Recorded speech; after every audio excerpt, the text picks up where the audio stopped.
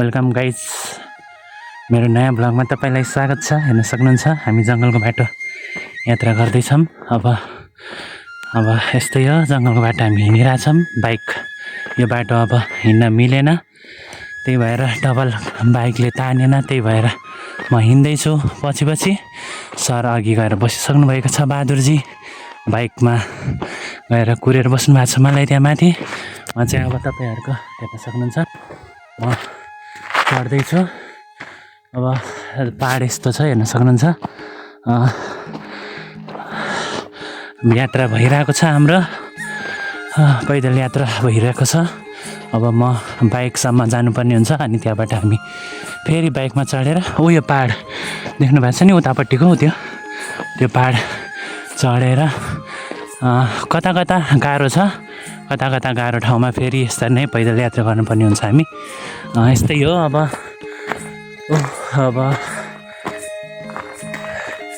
घरिघरि जाडोमा पैदल यात्रा गर्न पनि पर्छ। त्यही हो, अब हिँडिरहेको छु म। देख्न सक्नुहुन्छ बाटो, डाँडाकाँडा पनि देख्न सक्नुहुन्छ। ठिकै छ, घरिघरि जाडोको मौसममा यसरी हिँड्यो भने अलिअलि न्यानो जस्तो फिल नै हुनसक्छ। हेर्न सक्नुहुन्छ मैले पहाड आउने भनेर यस्तो मोटोवाला ज्याकेट पनि लगाएर आइसकेको छु है। समथिङ के हो त्यही हो, हेर्न सक्नुहुन्छ हामी गइरहेछौँ। हेर्नु उहाँ बहादुरजी आँखा स्या हुने रहेछ त्यत्रो बाटो हिँडेर आउँदा। अब त्यही हो, डाँडाकाँडा छ, रमाइलो छ। अरू त यस्तै हो। कस्तो फिल भयो त नि? मजा छ ल। बाइक हेर्न सक्नुहुन्छ। अब हामी यो बाइकमा चढेर यो बाटो गएर त्यो डाँडा देख्नु भएको छ, त्यो डाँडामा पुग्न पर्ने हुन्छ हामी। अब यो बाटो जुन देख्नु भएछ हजुर, त्यो बाटो हामी गइन्छ। बाइक यसमा हामी अगाडि बढ्न गएको हुन्छौँ। अब हेर्न सक्नुहुन्छ यो भनेको हामी गिरबारीदेखि बसेनीको यात्रा हो। अब यही हो, गिरबारीदेखि बसेनीको यात्रा भ्लगहरू हाम्रो हेर्दै गर्नुलाई त कहाँसम्म चाहन्छौँ त हामीले गाउँघर पनि देखाउनेछौँ हजुरलाई। म बाइकमा बसिसकेँ। अब हेर्न सक्नुहुन्छ बाइक अगाडि बढिरहेको छ।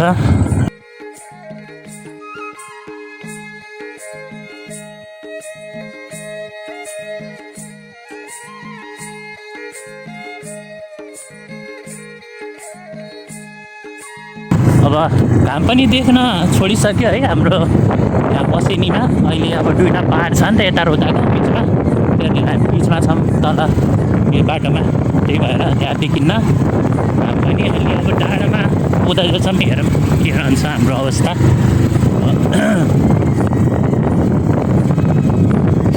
मैले मेरो यो भ्लग फेरि मैले धेरै पछि एउटा फेरि सानो हजुरहरूको लागि बनाइदिउँ। त्यहाँ डाँडामा हेर्नु,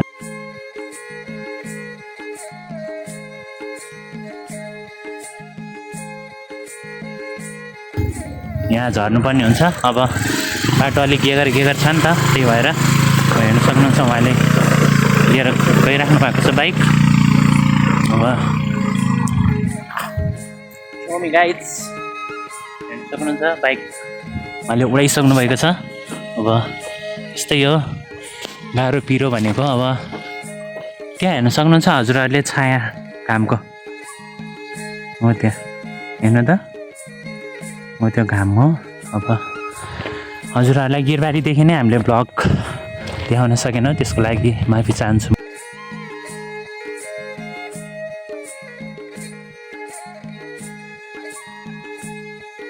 त्यही अनुसार नै बनाएको। पुनः म नेक्स्ट टाइम बसेनी आउँदाखेरि फेरि गिरबारीदेखि नै बसेनीसम्मको यात्रा कतिको कठिन हुन्छ त, कतिको सजिलो हुन्छ, कठिन हुन्छ, के हुन्छ म हजुरहरूलाई देखाउने छु। अहिलेलाई चाहिँ यो आधी अधुरो भ्लग हेर्नु होला। अब जे भयो नि माया चाहिँ गरिदिनु होला मेरो भ्लगलाई, यति नै भन्न चाहन्छु।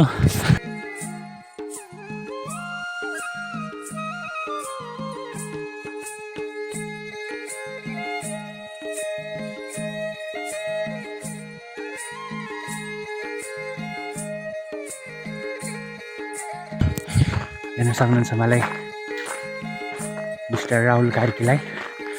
अब यो ब्लग र अरू कार्कीको ब्लग हेर्दै गर्नु होला हजुरहरूले नछुटाइकन।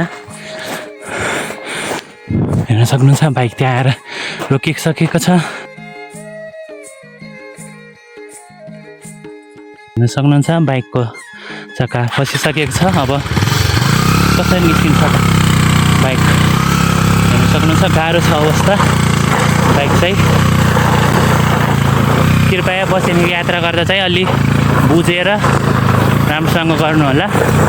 अब यस्तो हुन्छ नि टाइपको बोलेरो जिपहरू चाहिँ मजाले जान्छ नि त यो बाटोमा, अनि त्यसको पाङ्ग्राले गर्दा अलिअलि यहाँको त्यो खाद्दिएर बसेको माटोहरू अनि गिटीहरू नि निकाल्छ।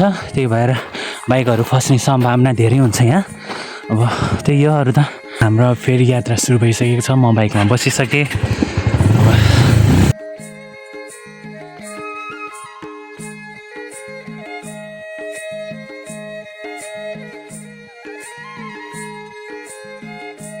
हेर्न सक्नुहुन्छ हो त्यो बाटोबाट हामी त्यसरी जान गएपछि त्यो उतापट्टि चाहिँ घरहरू छ। सानो गाउँ छ, लगभग कति 10-12वटा होइन 7-8वटा गाउँ छ त्यहाँ चाहिँ। अनि त्यहाँबाट हामी त्यो गाउँमा चाहिँ हामी बाइक राख्छौँ। अनि बाइक राखेर चाहिँ हामी थोरै लगभग 15 मिनट जति हामी तल ओह्राली झर्छौँ। यस्तै बाटो छ ओह्रालो झर्ने नि, म देखाउँछु हजुरलाई। यहाँको गाउँमा आइसकेको छौँ हामीहरू। हेर्न सक्नुहुन्छ गाउँ हो त्यो, कस्तो हेलमेटले छेक्यो हेर्न सक्नुहुन्छ। हामी यहाँ गाउँमा आइसकेको छौँ। यसलाई भन्छ माथिल्लो बसेनी। हेर्न सक्नुहुन्छ हामीले त्यहाँ बाइक राखेर हामी चाहिँ त्यहाँबाट चाहिँ पैदल यात्री झर्नुपर्ने हुन्छ तलतिर। हामी त्यहाँ बाइक राख्दैछौँ। यहाँ बाइक राखेर हेर्न सक्नुहुन्छ अब यहाँको घामको किरण। भोलि बिहान चाहिँ कति घाम लाग्छ यहाँ चाहिँ। तलतिर त अब घामै देखिन क्या, यहाँ चाहिँ कति घाम लाग्छ। हामी त्यहाँ बाइकलाई ठेगान लगाएर हामी पैदल यात्रा सुरु भइसकेको छ हाम्रो। अब हेर्न सक्नुहुन्छ हामी हिँड्दैछौँ। यो डाँडाबाट पारी चाहिँ लाली गुराँस पाउँछ अरे। अब लाली गुराँस फल्ने समय त फागुन चैततिर हो। त्यतिखेर नि म पुनः मेरो भ्लग चाहिँ त्यतिखेर नि म बनाएर देखाउने छु। लाली गुराँस जाँदाको टिप्न जाँदाको। अब उहाँ चाहिँ बहादुरजी हो। अनुहार देख्नु भएको थिएन होला कि बाइक चलाउँदाखेरि ड्राइभर हो।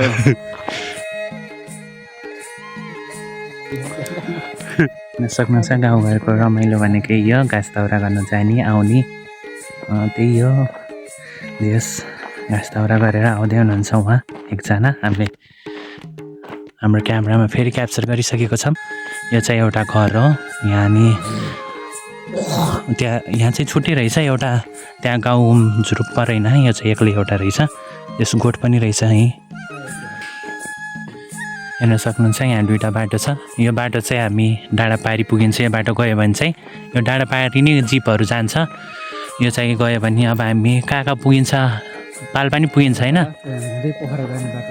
पाल्पा हुँदै पोखरा जाने बाटो हो यो चाहिँ। अब तलैबाट देखाउन पाइएन, बन्दैछ यो चाहिँ।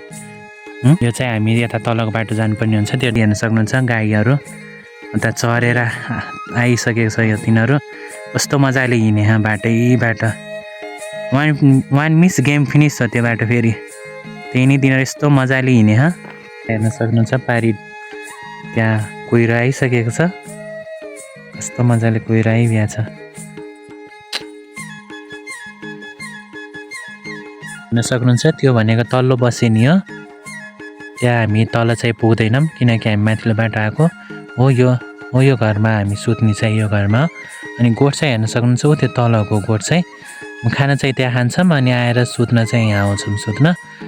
तल चाहिँ हामी पुग्दैनौँ। हाम्रो काम भनेको यहाँ खाना खाएर आएर सुत्यो। अनि भोलि बिहान उठ्यो, त्यहाँ गएर आफ्नो काम गऱ्यो।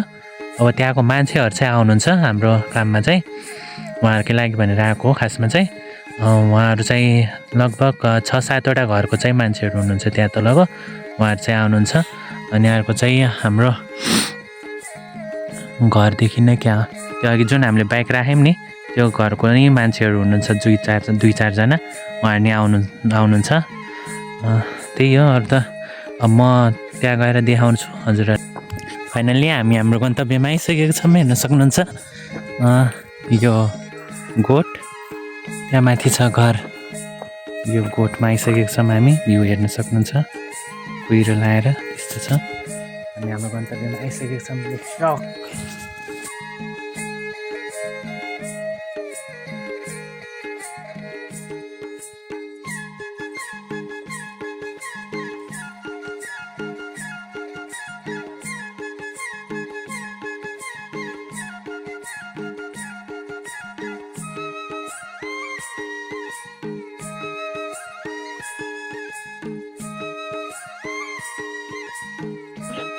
यो गोठ हो।